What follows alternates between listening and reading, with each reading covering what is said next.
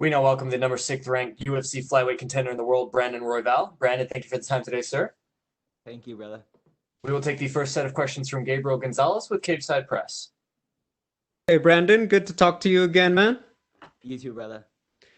Can you tell us the story? You're coming off that big win over Kaikar France on the island. Then they tell you, hey, Brandon Moreno, big night in the flyweight division. Just tell me how it all went down.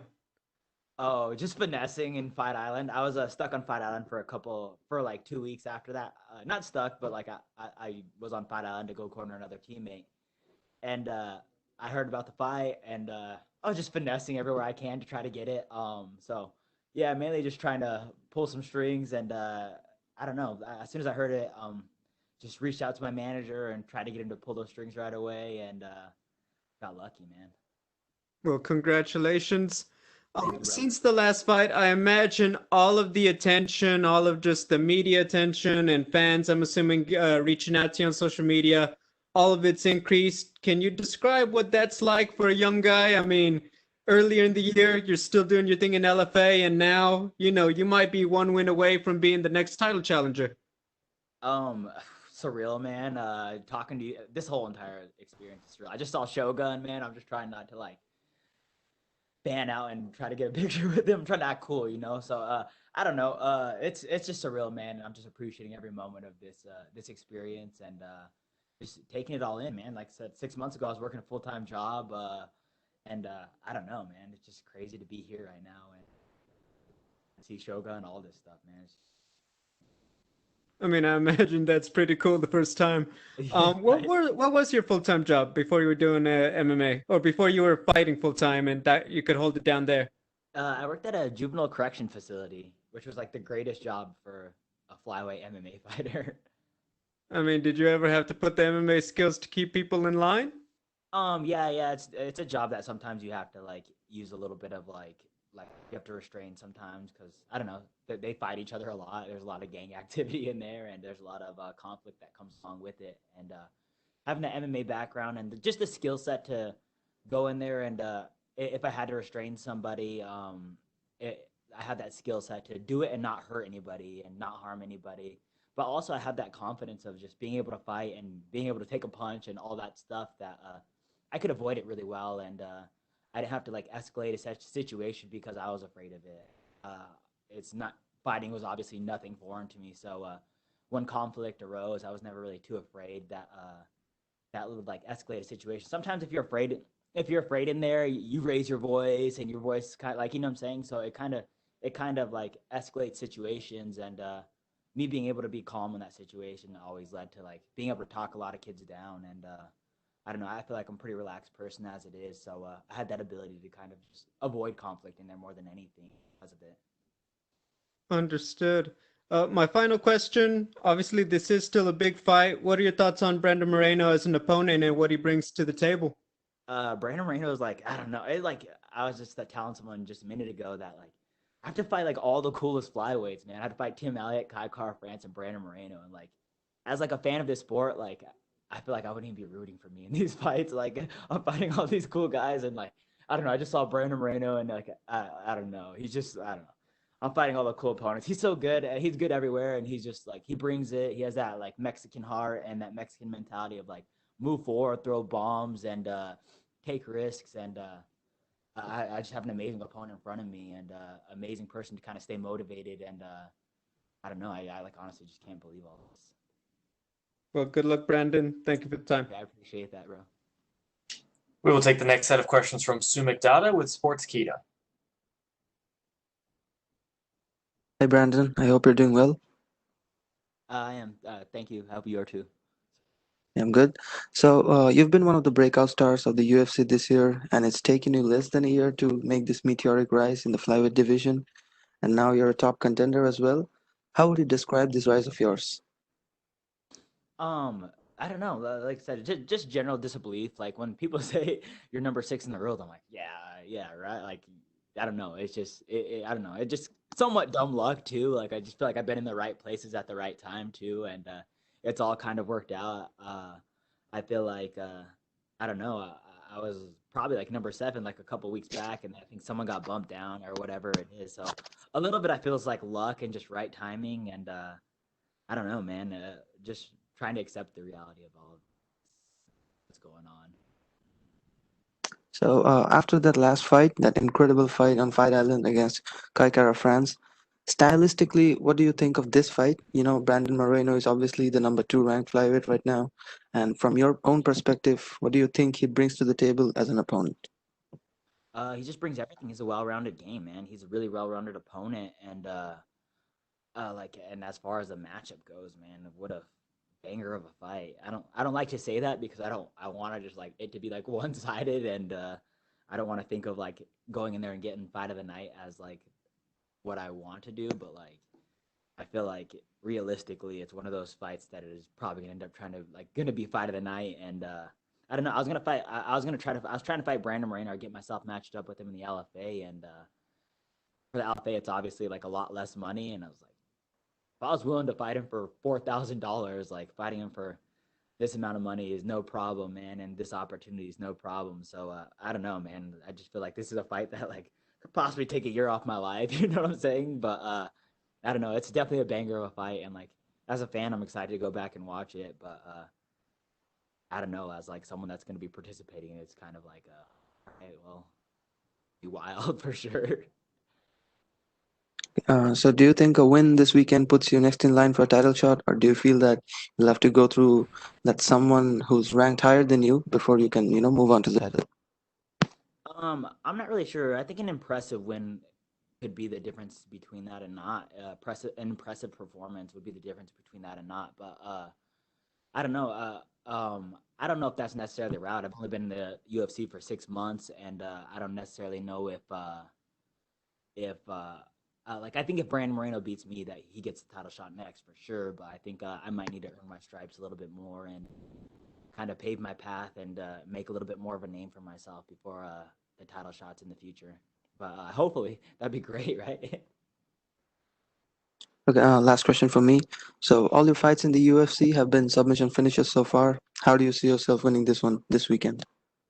I'm not sure. Brandon Moreno's not like an easy guy to finish, so I obviously want the finish, and I'm obviously chasing the finish, but definitely prepared to go 15 minutes in this one because I don't think he's going anywhere really.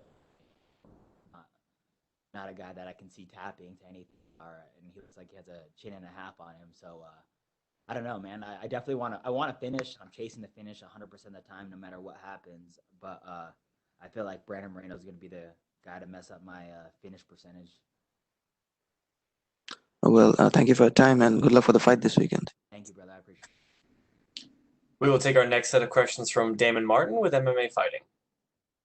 Hey, Brandon, when we did our first interview UFC, and at that point there was a lot of discussion about the division even going to stick around, and you told me back then you're like, it's kind of, I won't say frustrating, but kind of like scary that you're working your way in and there may not be a division there. Now here we sit, a little over a year later, and you're the number 6 ranked guy, and we see a flyweight fight headlining a pay-per-view. How crazy is it to see how much the flyweight division has changed, just in this past year and a half, since it seemed like maybe it was going away, and now, headlining a pay-per-view? Yeah, for any UFC fans that are paying attention, flyweights are putting on the best shows out there. I think every flyweight fight that I can think of as far as like the last few fights we go, flyweights are putting on shows, and I feel like we're fighting like potentially to keep our job a little bit and potentially to keep us shining. But you see that a little bit. I think you see a little bit of urgency from the flyweights, and I don't know if it's just like who they have signed to the UFC compared to who they used to have signed to the UFC. But I don't know. I don't necessarily go out there to fight to go perform or whatever it is, or not to perform, but like to go impress and keep my job. But like, I don't know, I have a little bit of that mentality, and I feel like a lot of these new guys that are coming out here are finishers, man. They're scrappers, and they come here to get that job done, and it's great to see it, and it's great for all these fresh new blood coming in, these guys that are in there making the flyweight division exciting. There was this weird criticism. Flyweights were, really fast and really skilled, but we didn't see as highlight reel finishes, and I think that's been dispelled a lot, since then. But But obviously, you're doing it. You've had a couple of crazy exciting fights and crazy exciting finishes. You look at the champion right now. Devis rate of a go home kind of guy. Do you feel like guys like yourselves and the champion right now are really starting to kind of turn people's opinions around on this division? If maybe they said, well, flyweights are fast and flyweights are skilled, but flyweights aren't. They're not knocking people out. They're not finishing fights, and I think that's kind of it's kind of been dispelled now lately. Yeah, for sure. And I feel like maybe a little bit like some of these flyweights aren't getting the recognition they deserve. Like Alex Perez, I think finished all of his fights in the UFC but one, man. And I don't think people are taking him like as a killer, like as much of a killer as he really is. And I don't know. Maybe it just gets like dispelled because some of these flyweights are like 5'5" and 5'4". We don't get enough like, oh, these guys are dangerous compared to like you see a Shogun out there or like Paul Craig, and they're like beast of men, and like I don't know, they're exactly who if you see down the street, you're like, I would not want to mess with him. But I don't know, man. Hopefully that like people see me and have that comparison to Davis and that we're killers or whatever. But I feel like if you see me on the street, I'm not the most intimidating fella out there. So I don't know. I really don't know with all of it. But hopefully we're getting a little more recognition and a little more love with all the new blood coming in and just the people that are finishing fights out there. You mentioned you're not guaranteeing yourself a title shot. You're going to kind of take it as it goes. But before this all came together, we know Cody Garbrandt was going to come down and fight for the title. And you heard, some rumblings. A lot of flyweights weren't happy about that. Guy coming down the division, not necessarily holding a title right now and kind of, jumping the line. I know he didn't take away your title shot or anything, but how did you feel about that? Because again, we're all kind of hearing that when Cody's healthy, he's still going to get that title shot. Like, do you agree with that? Does it upset you as a guy who's in the division? How do you feel about that? Oh man, so before this Brandon Moreno fight came around, I was like, Cody Garbrandt's what's good for the division, man. All this and all that, and just like kind of excited about it. But then I'm like, well, if I beat Brandon Moreno, I think I'm next in line for the title shot. And then realizing Cody Garbrandt's going to get it, I'm like, well, he needs to earn his stripes. He needs to make flyweight. He needs to win a fight in the flyweight division.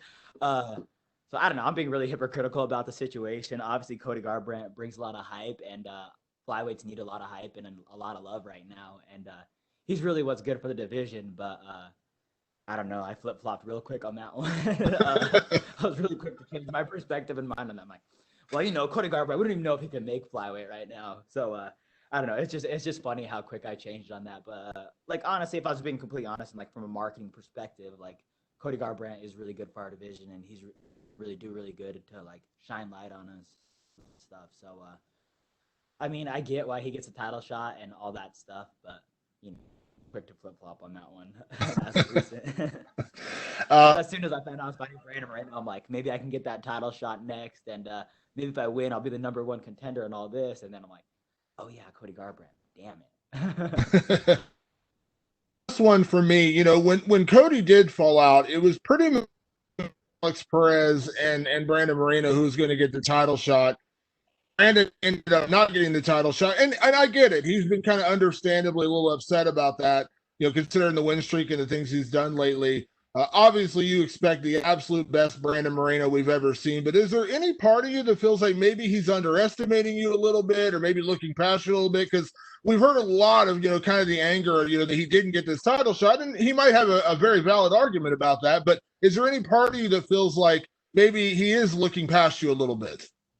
I really don't know what he's been saying. I haven't been watching his interviews or like just kind of paying attention to what he's saying, but like in my mind and like in like what I think is like I'm gonna get like a pissed off Brandon Moreno who's super motivated. So I get it. I get like him thinking that he deserves that title shot, or like I don't mean to say thinking like he doesn't deserve it or like he hasn't earned his stripes, but like I get the motivated Brandon Moreno and all that stuff too. So I don't know. I don't necessarily feel like he's overlooking me because I think I'm a dangerous matchup for one of the more dangerous matchups in the division. I think he's aware of that, but I also just don't know what's going on in his head at all or anything. So maybe he's overlooking me, maybe not. But at the same time, I know that I'm fighting a pissed off Brandon Moreno who is definitely motivated to get that title shot, and that's motivating in itself. I'm like, oh shit, this guy's gonna want to kill me for sure, Thanks very much.